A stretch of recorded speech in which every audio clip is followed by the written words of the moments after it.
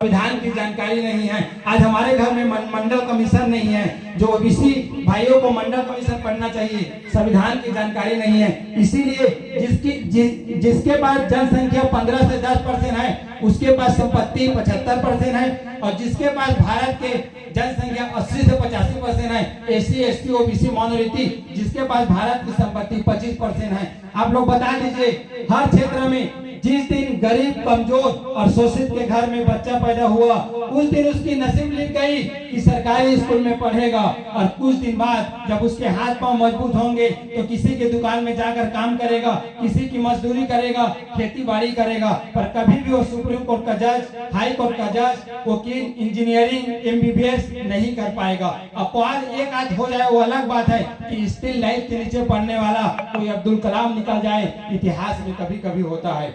आप गीता को पढ़िए या पुराण को पढ़िए, यदि भारत को जानना है तो भारत के संविधान को पढ़िए और मंडल कमीशन को पढ़िए। आप अपने अपने जो भी आप लोग किस भी आप संविधान को मानते हैं या धर्म को मानते हैं, लेकिन बगल में आप भारतीय संविधान को रखें, मंडल कमीशन को रखें, क्योंकि देश को चलाने के लिए यदि आप भारत की संविधान की बात करते हैं तो आप देश की बात करते हैं, राष्ट्र की बात करते हैं। व्यवस्थापिका, कार्यपालिका, न्यायपालिका, यदि इससे भी राष्ट्रपति से भी कोई सबसे बड़ा है तो भारत का संविधान है।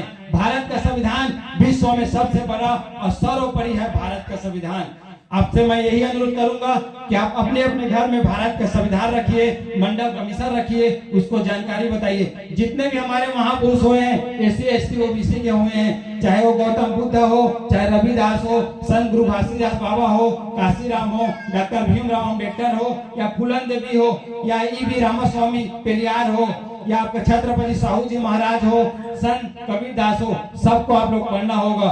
जो इतिहास अपने इतिहास को नहीं जानता है वो कभी इतिहास नहीं बना पाता है। इसलिए आज देखना, व्यवस्थापिका, कार्यपालिका, न्यायपालिका सब में यदि ज्यादा जनसंख्या है तो ब्राह्मण, क्षत्रिय, वैश्य का है 15% उसकी जनसंख्या है। ब्राह्मण की जनसंख्या भारत में कितना है? 3.5%, और वही 3.5% पूरा 85% ऊपर गुलाम कर रखा है। इसका जिम्मेदार ये है कि आज हमें भारत की संविधान की जानकारी नहीं है, मंडल कमीशन की जानकारी नहीं है, और आज भारत के संविधान आज भी 74 वर्ष हो गए हैं, फिर भी सबसे अच्छा संविधान भारत का संविधान है। आप सभी से मैं ये अनुरोध करूंगा कि आप भारत के संविधान को पढ़ें। हमारे जितने महापुरुष है उसका फोटो आप लोग घर में रखिए। जरूर आप नहीं पढ़ोगे लेकिन जो हमारे बच्चे हैं वो जरूर पढ़ेंगे। आप सभी ने मुझे सुना, बोलने का अवसर दिया, बहुत बहुत धन्यवाद। जय मंडल, जय संविधान, भारत का संविधान जिंदाबाद। जय हिंद, जय भारत, जय छत्तीसगढ़।